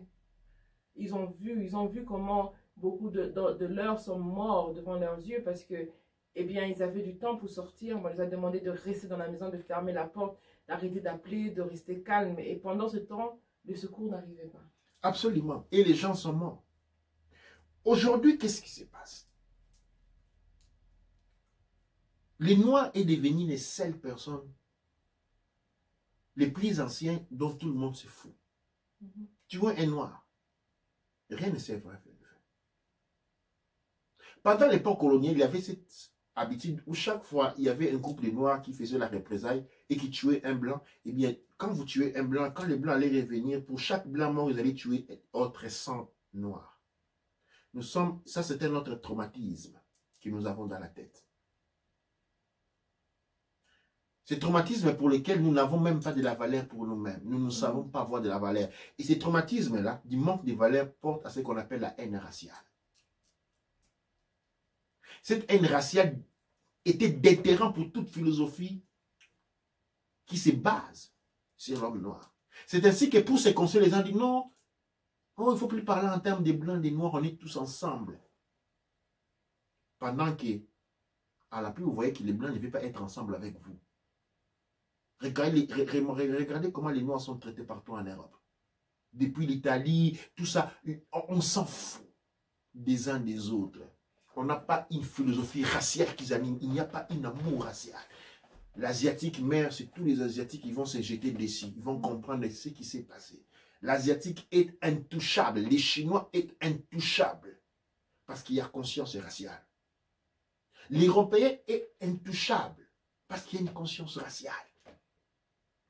Pendant la Première Guerre mondiale, quand l'Angleterre a dit se battre contre les bataillons allemands positionnés en Afrique du Sud, qui n'était pas un bataillon militaire, qui n'a pas pu se défendre contre l'armée anglaise, eh bien les civils anglais se sont lamentés. Ils sont sortis par les rues parce qu'ils ont dit « Nous ne pouvons pas vous permettre de traiter mal les autres blancs. » Ils ont dit « Non. Si vous les arrêtez, vous ne les traitez pas comme vous traitez les Noirs. Vous les traitez comme tout le monde, ils ont le droit de la dignité. » Et ça, c'est en guerre. Mais nous n'avons plus le sens de la dignité. Bien des fois, je vois un Noir se faire maltraiter par des autres races. Et juste à côté de lui, les autres Noirs sont debout, personne ne bouge un doigt. Nous sommes en train de mourir intérieurement. C'est pourquoi nous avons besoin d'une philosophie raciale. Je veux que vous compreniez que tout ce qui se fait dans le monde est fait sur base raciale. Et sur ces bases raciales, l'on est respecté par rapport à un rapport de force. Et quand on n'est pas fort, on est bafoué. Et cette force-là naît d'une philosophie raciale bien déterminative. Attention, l'amour de la race ne signifie pas la haine des autres. Vous qui pensez que c'est ainsi, haïssez-vous les fils des proches. C'est pas comme vous aimez beaucoup votre mère, ça signifie que vous haïssez la mère de votre cousin ou du voisin de la maison. Non. Au final, vous apprenez même à la comprendre. Même l'amour racial est la base de l'amour de l'autre et non de la sotomission. Ce que nous ne comprenons pas, ce que nous avons envers la race blanche, ce n'est pas de l'amour, c'est de la sotomission. Cette sotomission naît du fait que nous ne nous aimons pas. C'est une relation traumatique. C'est une relation traumatisante. C'est une relation pas équilibrée. Nous baissons la tête devant les blancs parce que nous nous haïssons. Mais quand tu t'aimes toi-même, tu lèves la tête, c'est pas pour opprimer l'autre. C'est pour créer, c'est pour partager, c'est pour créer une situation de meilleure. Il faut juste regarder dans l'Égypte antique ou dans Kemet. Ce Kemet, qu'est-ce qui s'est passé? On a ouvert les portes pour enseigner les élèves quand ils sont venus. Pourquoi? Parce qu'on aimait ce qu'on était fiers de ce qu'on était. Exactement. Et donc tout le monde avait leur place dedans. On n'avait pas besoin d'avoir beaucoup d'armes. Vous allez voir toutes les civilisations qui ont duré 5000 ans. On ne retrouve pas des armes de défense. On ne trouve pas des armes de... Ils n'ont pas la peur. Parce qu'ils savent qu'on est ouvert. On veut juste être le meilleur de nous. On n'est pas en train de faire une guerre contre quelqu'un d'autre. On n'est pas en train de faire une course contre quelqu'un d'autre. On s'en fout complètement de ce qu'eux ils font. Mais nous, on veut être le meilleur de nous. C'est exactement ce que dit l'amour. On ne veut pas être meilleur par rapport aux autres. On veut être meilleur par rapport à nous-mêmes. Et aujourd'hui, dans la race noire, partout où nous nous trouvons, nous avons perdu le concept d'être meilleur par rapport à nous-mêmes. Nous sommes hiérarchisés pour créer ce que notre aîné Govi Gomez dit, les paniers à crabes. Les paniers à crabes. Les paniers à crabes, c'est une situation où quand on met les crabes, on les met par étalon, par étagère. Alors les crabes qui sont au bas du panier, ils respirent l'air sale. Tous les déchets, l'air descendent. Ils n'ont pas de possibilité de bouger. Ils sont dans la saleté. Et la couche de crabes qui est juste au-dessus des crabes qui sont en bas bloque. Pour que ceux qui sont en bas ne montent pas. Et ceux-là sont bloqués par ceux qui sont en haut, ceux en haut. Et quand, par chance, dit le savant Govi Gomez, un crabe réussit à l'aide de ses bras de monter et de couper les paniers et essaie de sortir la tête. Et les autres crabes vont l'arrêter. Non, petit, où est-ce que tu vas? Reviens ici. Il vient ici, on les fait descendre, on les fait repartir d'où l'eau elle était. C'est la mentalité. C'est la mentalité des paniers à crabes. C'est la description psychologique de ce qu'on appelle la haine raciale. Ce qui nous anime. Et c'est bien. C'est cela que nous devons. Nous avons cette haine-là. Mais cette haine-là, c'est une haine des malades. Parce que nous n'avons jamais été détraumatisés de l'esclavagisme. Nous n'avons jamais été détraumatisés de la colonisation. Les gens vont dehors crier les réparations parce qu'ils veulent de l'argent qui ne servira à rien. Mais ce que nous devons chercher entre nous, c'est la détraumatisation. C'est la seule voie. Et à travers la détraumatisation, créer les États-Unis, reconstruire Sémataroui. Pour ceux qui n'aiment pas les termes les États-Unis d'Afrique, on dit Sémataroui. Et pour faire cela, nous avons besoin d'implémenter une philosophie raciale. Nous avons besoin de nous sentir grands. Pas par rapport aux autres, mais par rapport à nous-mêmes. Nous devons être grands. C'est ainsi que le mois de février, aujourd'hui c'est le 1er février, c'est ça. Nous avons promis, nous allons lancer une école. Avant le 10 février, sera déjà lancée une école d'études de la pensée politique, de la résistance, qui va nous enseigner l'histoire de l'évolution politique noire depuis l'Inde, pour ceux qui sont de l'Afrique centrale, en passant par Kemet. Nous avons étudié tous les, grâce aux enseignements du produit savant Govi Gomez, toutes les civilisations noires. Nous devons les connaître, les Phéniciens noirs, les Sumériens noirs, les Sabériens. Nous devons connaître tout cela pour créer une base de gratitude à ceux qui nous ont précédés. Et cela déterminera une puissance qui va nous mettre sur le plan d'égalité avec les autres, pour ne pas parler de supériorité. Nous allons aussi lancer une école de philosophie. Nous avons besoin d'une philosophie. Nous avons perdu tout élan de pensée. Nous sommes consommés par l'ignorance. Nous sommes consommés par la destruction. Chaque noix est devenue une bombe pour les autres. Est devenue une bombe pour les autres. Nous devons résoudre ces problèmes. Nous devons résoudre cette situation. Et aujourd'hui, plus que jamais, nous avons une fenêtre de 5 ans pour lesquels nous devons nous reconstruire. Ceci est le message que j'avais pour vous ce soir. Je vais essayer de lire tous les commentaires et si j'ai manqué un commentaire, on va les lire au niveau de la régie. Donc je commence avec Moria qui dit Ujai, Willy qui dit Otep, Alafia, positif débat.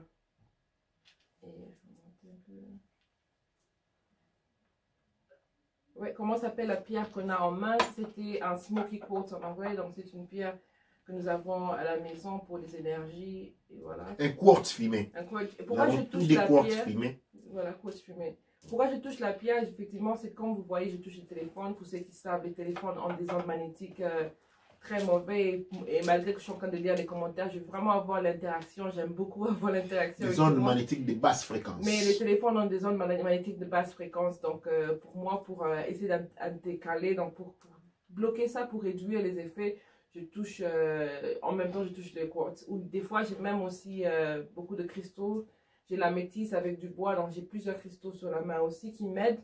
En général, c'est justement parce que quand je touche les téléphones, j'ai vraiment une sorte de brûlure. Donc au final, je vais me toucher une pierre en même temps. Les pierres ont cette capacité de pouvoir absorber les fréquences, les basses fréquences, et les transformer en haute fréquence. C'est-à-dire, c'est un isolant des fréquences négatives. Très, très important pour ces pierres-là. Et on est vraiment sujet à beaucoup de fréquences négatives. Ça peut être la lumière, parce que la lumière aussi c'est une fréquence négative. On a les ondes, je ne sais pas si vous avez déjà entendu le silence absolu. Oui, ça n'existe pas en Europe. Il n'y a pas de silence absolu, il y a toujours des bruits derrière. Et dans beaucoup de villes où il y a plus de bruit, c'est vraiment pour cacher le fait qu'il y a une fréquence constante qui est battue sur les gens pour abaisser leur fréquence. Et les maisons sont faites avec des métals très lourds aussi qui abaissent les fréquences, abaissent les humeurs des personnes. Et les personnes sont faites à base de l'eau et moi je suis un élément plus eau. Donc du coup ça m'affecte beaucoup. C'est comme ça que de temps en temps j'ai des cristaux. Comme j'avais le compte bide à la main, c'était aussi ça aussi parce qu'on a vraiment beaucoup de cristaux sur la main. Ça a aidé à contrecarrer l'effet du téléphone. Donc pour continuer à lire les commentaires, voilà, on a les traumatismes continuent de se transmettre même génétiquement. Ma tourne pour le travail. Et à Willy qui dit, pardonnez-moi, j'ai une urgence de famille, Douane Etia, il n'y a pas de pardon. Douane Etia pour être là, on te remercie infiniment pour nous avoir suivis, pour être là, partager des informations, et surtout pour tous les commentaires que tu as laissés, Douane Etia. Et je vais aller ici, dans la fenêtre, ici, pour voir les commentaires, voilà. Béni de Dieu qui dit, merci à vous, quand je pense que j'ai donné 33 ans de ma vie pour Jésus, j'ai mal. On a tous mal, on a tous mal. il y a Tony Goncalves, je pense que c'est un des Kamites aussi dont on peut rechercher, Douanetier. Imhotep, j'aimerais que vous m'expliquiez nos ancêtres et les Égyptiens, comment ils ont disparu. Eh bien, on a découvert que nos ancêtres sont en nous, ils n'ont pas disparu parce que si nos ancêtres ont été là, on est la preuve que nos ancêtres ont vécu, qu'ils ont été là. Donc, on est leur preuve à eux. Et Douanetier, et aussi par rapport à toutes les œuvres qu'ils ont laissées, eh bien, ils ont laissé des œuvres partout dans le monde et on voit leurs ruines, on retrouve toujours leurs histoires par rapport à comment ils ont vécu. Et c'est bien, c'est des personnes qui n'étaient pas trop armées, donc dans leurs ruines, on ne retrouve pas l'armement lourd, on ne retrouve pas beaucoup de couteaux, on ne retrouve pas beaucoup d'objets de défense parce que c'était vraiment dans la connaissance, dans la contribution, la connexion, mais aussi dans comment résoudre tous les conflits de manière passive, pacifique, de manière calme, de manière où on évoque vraiment la défense, parce que le plus important c'était défendre et protéger la coopération terre, et l'entraide. On ne peut pas vraiment prévoir d'avoir une arme lourde comme des bombes aujourd'hui qui sont lancées, qui non seulement déciment la population, on parle des personnes qui meurent, et on parle de tout, mais on ne parle pas des animaux, des insectes, on ne parle pas de toute cette flore biologique qui est détruite complètement dans la planète et qu'on n'a pas le droit de faire normalement. On est là pour protéger la planète, on est là pour protéger tout ce qui est autour de nous. Mais effectivement, tout ce qui est fait, comme on peut parler seulement, non seulement on a les armes, mais on a aussi tout ce qui est utilisé pour creuser la terre, pour avoir le pétrole, pour avoir la terre, pour transporter une terre d'un côté dans un pays, pour la transmettre dans un autre pays. Et vraiment, tout ce trauma que la terre entière et tout ce qui est autour de nous en train de subir, effectivement, c'est parce qu'on est dans une base on est en train de se froisser, parce qu'on est encore en train de savoir qui on est. On ne sait pas ce qu'on est. Du moment où on réalise ce qu'on est, c'est à ce moment où on réalise que, attends, c'est un jeu d'enfant, on n'a pas besoin de faire part de ça. Douanetier, une chose m'est retournée rapidement. Magnifique. Il y a une question qui m'avait été posée d'un frère qui voulait un peu qu'on explique l'histoire de l'image. Il existe historiquement un personnage qui ressemble au Christ héros, Jésus. Et le héros devenu Jésus dans la chrétienté, le héros dans la tradition kémétique, il y a une vie différente. Nous connaissons l'histoire des héros. Mais il y a un héros qui a été transformé en Jésus-Christ qui a été mis sur la croix. Le symbolisme de Jésus sur la croix, pour notre frère qui dit qu'il a été 33 dans la chrétienté, c'est quand même important de réaliser cela. Le symbolisme de Jésus sur la croix, Jésus il est tué un vendredi, dit en anglais the Good Friday, c'est-à-dire le bon vendredi. Jésus dans la Bible, il est bien répertorié. Hein? On dit quand il est né dans un territoire Congo, dans un territoire sabéen, c'est-à-dire les sabéens c'était des noirs. Et la Bible décrit, on dit même qu'il avait des cheveux de coton. Il n'était pas un blanc. Il ne peut pas s'appeler ni Jésus, ni même Jésus. Alors, c'est un personnage noir des anciens temps. Et la voir sur la croix est très démonstratif. Pourquoi? Parce que dans un premier temps, le territoire sabéen est occupé par les peuples blancs qui se font appeler les Brahmites, les Arabes. Jésus sur la croix est un symbolisme très important qui signifie que l'hégémonie occidentale se passe à travers la destruction du matériel génétique noir. Jésus sur la croix représente la castration de l'homme noir. C'est un rappel idéologique fondamental dans le monde occidental qu'il est si la destruction de l'homme noir et la sotomission de la femme noire est la clé pour non la servir, parce qu'il ne s'agit pas de servir, mais de domination. Le sang de Jésus est coulé qui sauve le monde. Qui sauve quel monde? Psychologiquement, le sang de Jésus est le sang de tout noir que vous allez boire chaque jour à l'église. Les corps des noirs, c'est-à-dire les noirs, il faut les manger. Il faut boire son sang pour devenir fort comme lui et prendre sa place. Il y a des gens qui mangent les corps de noirs, on a vu ça, il y a beaucoup de c'est ça les symbolismes. Il y a eu des gâteaux qu'on a montrés sur Facebook, il y avait le corps d'une femme noire et puis les gens étaient en train de couper et manger. Ouais. Et même aussi quand on retrouvait les momies sur Kama. Oui, il y avait un commerce très important autour du 13e, 14e siècle où il y avait les gens qui allaient prendre le corps des momies en Égypte pour pouvoir les venir, ce qu'on appelle les Jésus Kemet, pour pouvoir les manger en Europe.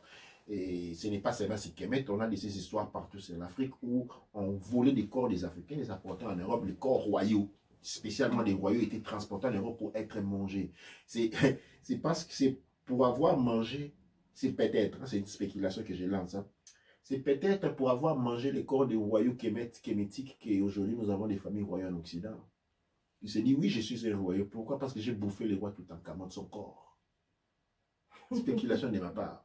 Et là, ils font les vérités. Parce que sinon, je ne comprenais pas d'où vient leur royauté. Sinon, c'est une réalité à Mandchourie. C'est-à-dire une réalité parce qu'ils ont mangé le corps des rois, des vrais royaumes. Parce que sinon, d'où sortirait leur royauté? Et donc, nous avons cette spéculation-là. Et les Christ symbolisent les versements du sang noir. Toutes ces théories que vous avez à travers l'Afrique, c'est ça l'Eucharistie. C'est ça l'Eucharistie. Un ciel ouvert devant vous. Le mystère de l'Eucharistie, c'est la mort de l'homme noir. Rappelez-vous, aux États-Unis, comment on lynchait les noirs, on les remettait sur les croix après les avoir castrés. Et puis on brûlait, exactement comme le Christ. C'est une philosophie meurtrière, décorée et présentée comme religion. Et toutes les premières personnes qui refusaient d'accepter le Christ, on les brûlait, on les remettait sur la croix. Exactement. On les pendait dans des arbres aussi. Exactement. Exactement. Il faut regarder l'Inquisition. Exactement. Et donc, nous devons nous réveiller de ça. Et c'est un appel que je lance en tous les noirs, conscients et inconscients. Ceux qui sont conscients, nous avons un grand travail à faire et nous devons réunir nos forces. Jusqu'aujourd'hui, en nous tous, nous avons beaucoup des aînés qui ont toujours travaillé les uns contre les autres. Marcus Garvey avait été arrêté non par les Blancs mais par les Noirs. Malcolm X avait été fait assassiner par les Blancs, par les Noirs. Et la liste est longue. La liste est vraiment longue. La liste est longue et infinie. C'est donc un appel que je lance à tous ces Kabites qui se disent réellement en train de travailler pour la reconstruction des États-Unis d'Afrique, de nous donner la main pour devenir plus forts. Et pour une fois dire, faire ce que l'on dit tant. Défendre les peuples noirs. Non en les faisant selon l'indoctrination coloniale qui signifie à continuer à servir, les couronnes occidentales prétendant de faire les leaders noirs. Parce que c'est ça ce qu'on connaît. On est leader noir, mais on va courber la tête chez les ennemis. De mettre nos actes, de mettre nos paroles avec nos actes. Nous, ici, nous le faisons déjà. Nous avons une académie qui est complètement gratuite. Nous enseignons complètement, nous faisons de l'assistance complètement gratuite. Nous travaillons à l'émergence de culture Kouch Kamit Kobo.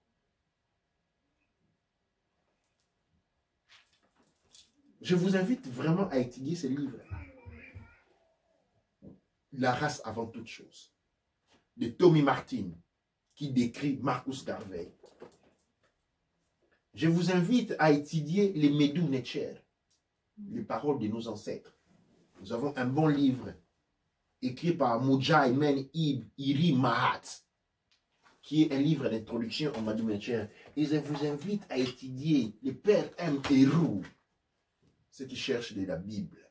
Le Père M. Héroux qui, lui, parle de la cosmogonie, Kouch Kamit Congo, et non de l'histoire des meurtres, fratricides, féminicides, dont nous retrouvons à travers la Bible. Ou les Bibles, parce qu'il y en a de plusieurs sortes. Des livres écrits en Babylone, qu'on dit Bible, parce que c'est écrit en Babylone, et puis on dit, souvenez-vous, la Babylone, c'est une civilisation noire. Souvenez-vous bien, Babylone, c'est une civilisation noire. Et donc, quand on dit Babylone, si la Bible est écrite en Babylone, je vous dis qu'il a écrit, mais seulement il a été détourné par les Grecs, où on a introduit des histoires qui n'ont pas de sens avec des David, Abraham, qui ne se retrouvent nulle part, parce qu'ils ne retrouvent nulle part. Et donc, c'est avec ces mots que nous allons passer à la fin. Nous allons, en termes de fin, chanter l'hymne qui a été voté en 1930, quand Marcus Garvey avait été nommé le président des États-Unis d'Afrique.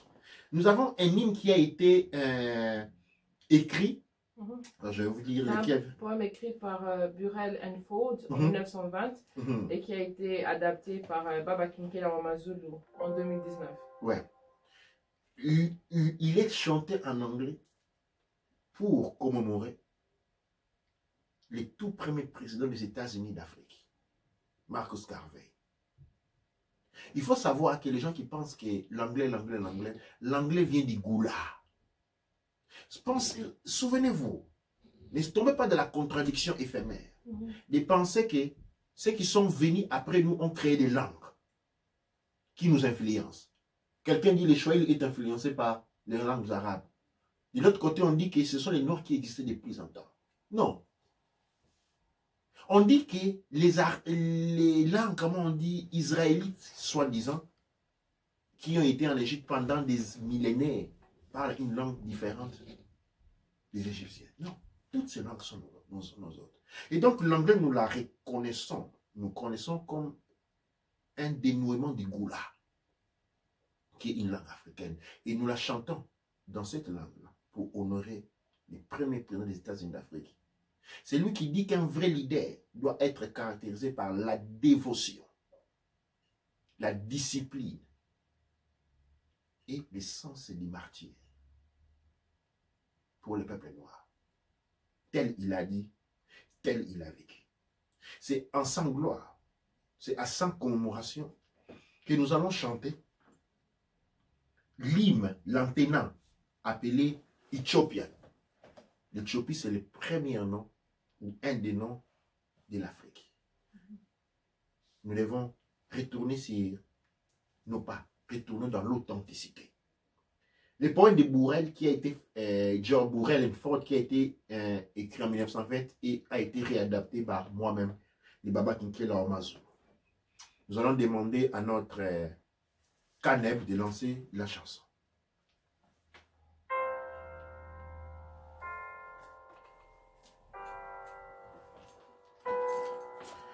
Ethiopia, friend of a father, Escompla de nossa guerra, Ahamit rushing the free, we must fight victory.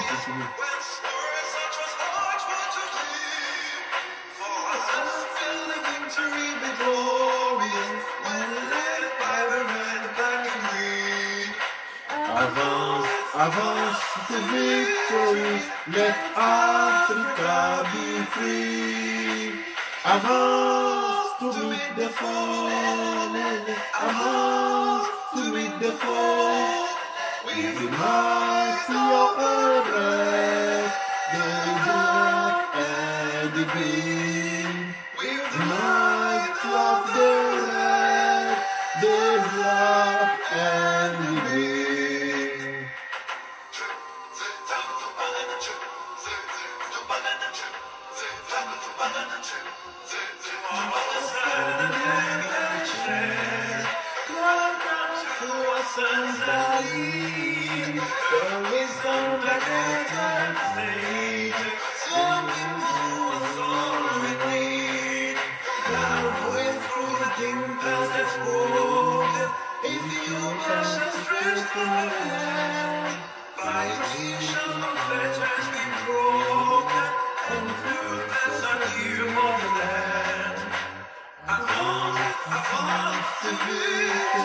Let Africa be free. Avance to meet the foe. Avance to meet the foe. With the might of the red, the black and the green. With the might of the red, the black and the green. Rapidement, Douane et Cher, notre Caneb qui a lancé la chanson. Je vais remercier ici notre frère qui est notre de Caneb Neb Kaou qui a réalisé la chanson. Et la chanson a été chantée par notre frère de la Belgique, un grand musicien, un grand artiste qui s'appelle No Wane. Douane et Cher Douane pour la voix lancée. La chanson, je vais rapidement lire la poésie en français pour que vous la compreniez. Elle dit ceci: l'Éthiopie, terre de nos pères et de nos mères, s'y atterrit là où les Netcherou aiment être. Alors que les millages d'orage la nuit se rassemblent, nos armées se précipitent vers toi. Nous devons nous battre pour être victorieux. Quand les épées sont projetées vers l'extérieur pour briller, pour nous la victoire sera glorieuse. Lorsqu'il est dirigé par les rouges, les noirs et les verts, les refrains faits, avance, avance vers la victoire. Que l'Afrique soit libre. Avance pour rencontrer l'ennemi avec la puissance du rouge, du noir et du vert. Doua Netcher Neb Ercher, accorde à nos fils qui dirigent la sagesse que tu as donnée à tes sages, quand les Zoulous étaient dans les besoins. Ta voix à travers les sombres passés à parler. L'Éthiopie étendra sa main. Pour toi, toutes les chaînes seront brisées. Et que Nout bénisse notre chère patrie. Doua Netcher. Dans les petits coffrets que vous recevrez en vous inscrivant dans les Ratef Naket Semataroui, vous aurez les chansons transcrites en français, en Swahili, en Zoulou. Nous attendons quelqu'un pour nous aider à en transcrire en beaucoup plus de langues. C'est-à-dire, quand il y a quelqu'un qui peut nous transcrire la chanson en Chiluba, en Kikongo, en Ibo, en Lingala, à toutes les langues, faites-vous avant, traduisons sa chanson-là et mettez-nous dans l'esprit du travail. Doua Netcher, pour votre participation, nous vous avons tenu longtemps devant nous et ensemble, nous Doua Netcher pour avoir été avec nous. Vraiment, nous ressentons votre chaleur, vos partages, vos remerciements, mais nous vous demandons encore plus votre engagement dans cette action. Nous devons nous lever. Nous n'avons pas d'armée qui protège le peuple noir. Nous n'avons personne qui protège le peuple noir. Nous sommes le seul peuple du monde à être protégé par personne, parce que les personnes qui sont là pour nous protéger ne sont que des pasteurs. Ceux qui se nourrissent de votre peau et vous vendent quand bon leur semble, selon leurs intérêts et leur tempérament. Nous n'avons personne à nous défendre. Nous n'avons personne à nous représenter. Nous sommes le peuple non représenté. Nous situons au bas de l'échelle. L'homme blanc qui nous tient dans son étau. Je dis chaque homme blanc a 3 femmes. La première femme, c'est la femme blanche. La deuxième femme, c'est l'homme noir de l'église, l'homme noir chrétien, l'homme noir colonisé. Et la 4e femme, la 3e femme, c'est la femme noire. La femme noire se retrouve dans une situation comment on dit, dévalorisée. C'est ainsi que l'homme noir et la femme noire sont toujours en bagarre. Et la seule manière pour la femme noire d'échanger des positions, de prendre la deuxième position, c'est de chasser son mari, spécialement quand on vit en Europe. Comme ça, l'argent donné par les maris, l'homme noir, l'homme blanc, arrive directement entre elles et ne passe pas entre les mains de la deuxième femme, qui est le mari. Nous sommes aujourd'hui, nous reconnaissons, nous sommes les femmes. Nous sommes devenus les femmes de l'homme blanc. À moi, cette situation ne me plaît pas du tout. Je ne sais pas si à vous, elle vous plaît.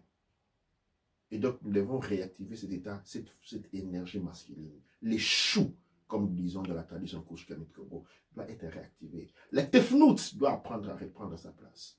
Si nous voulons vraiment que la victoire soit de notre côté. Doua Netcher, Doua Amon Ra, Doua Neb Ercher.